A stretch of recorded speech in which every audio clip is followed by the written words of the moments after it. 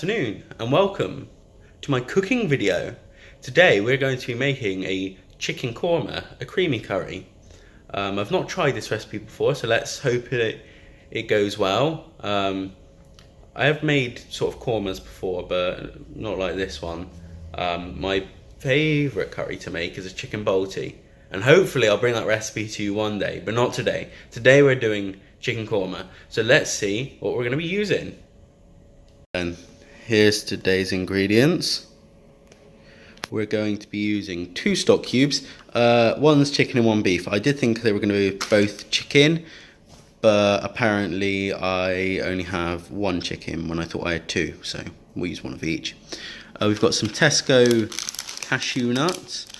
You can grind these if you'd like. I'm going to simply be putting them in half or in whole. But you can have those as you please. We've got our chicken.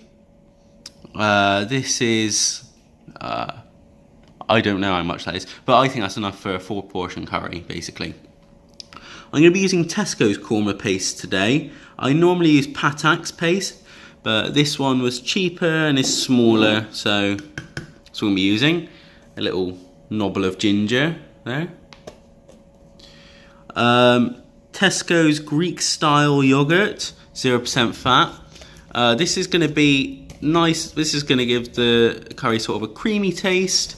That I don't know, is just should be quite nice. If you want a more creamy curry, you can use double cream. If you want your curry to be horrible for you in every single way imaginable. 2 pretty decently sized onions. Well, in fact, that's quite a big one, and a sort of more medium sized one. I'm gonna have these quite chunky. You can have them smaller if you'd like. And some coriander. I like a lot of coriander in it in my curries. You may not like so much, but I'm gonna be using pretty much this whole packet. Okie dokie then. First things first, as often is, I'm going to dice up these onions and the ginger as well. Oh, one other thing I forgot is I'm going to be using 2 of those garlic crushed up cubes that I've used before in previous videos, but that's in the freezer, so I'll get those out in a bit. So I'm going to do that. I'll be with you in a moment. Onions are diced and coffee is in the chuckle mug.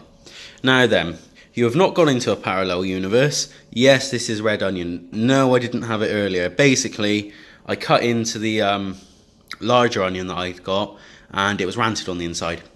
So I had to rescue 2 red onions from Liv. Thank you very much, Liv. And you know, we'll have to use them instead. It'll still be fine. A few things to note is yes, I've done my onions very big. I like it like that, basically. And I like chunky onions in my curries. And same with the ginger. The ginger is cut really, in quite large chunks, and there's a lot of it. Basically, I really like the ginger taste in my curry. If you don't like that, I suggest using a small amount of ginger and chopping it very finely. Okay? As well as that, I've done the stock in preparation. I think that'll be enough. At least I hope so. Now I'm going to get the pan out. Right then, here's our pan. I've opted for the large pan again. I've got this on a fairly medium to high heat. I'm going to start sweating off these onions. It takes minutes to heat up because it's an electric cooker. I've got the onions and garlic in there with a couple of squirts of the oil in. Now, at this stage, because I'm going to, basically, I said sweat the onions off. We're going to do a little bit further. We want them to almost sort of slightly caramelise, not fully, just slightly. So to help with that process, I've got here some caster sugar. Now, only a small tad do we want to put in. That's plenty. In fact, I probably put in slightly too much there. But that will help our onions sort of caramelise up nicely. Because they've got a lot of sweetness in it. And this curry is going to have a slight sweetness to it anyway.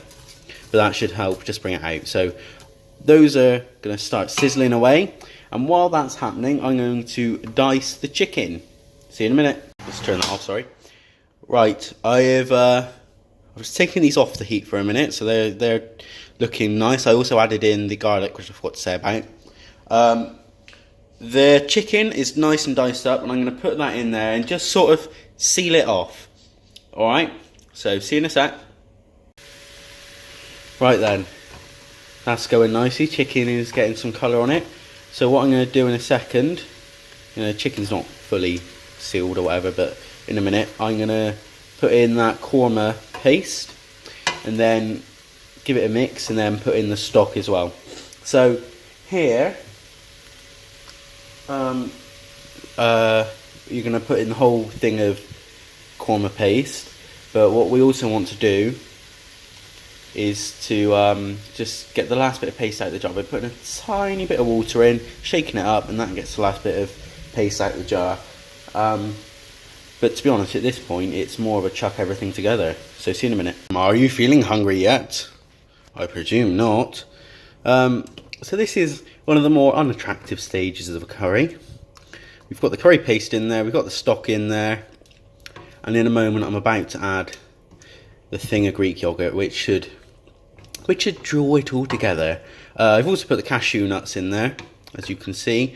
And one other thing that I think in a minute we'll do is I'm going to start tearing off some of that coriander and just plonk it in there. I like it to just tear it off. You may like to chop it finely. It's up to you. Anyway, see you in a minute. And thus, the korma was completed. This is going to need to simmer now for... I'm going to have it for quite a while. I'd recommend about an hour, to be honest, at the very least. It's quite a pale korma, although it's coming out a lot more pale on the picture than it is in real life. Hopefully it'll be nice, a nice sort of creamy korma. We have it. Our korma is cooking away nicely now on the hob. I'm going to leave it there for quite some time. I recommend about an hour, as I said. Hopefully yours turns out nicely. Hopefully mine turns out nicely. I haven't tried it yet. I've got no idea what it's going to be like, so this may be a disappointment. You never know. Again, a good price. The chicken breast is about $1.75 because I bought 350 pack for a kilo of frozen chicken breast in Tesco's. I used about half of that. It's about 500 gram. Onions cost about 50p for the pair, even though one of them was rancid. The yogurt was about 85 pence. I'll put, hopefully if I remember, the costs in the description.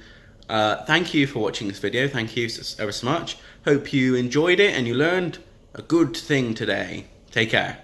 Bye bye now. Oh, and job's a good one.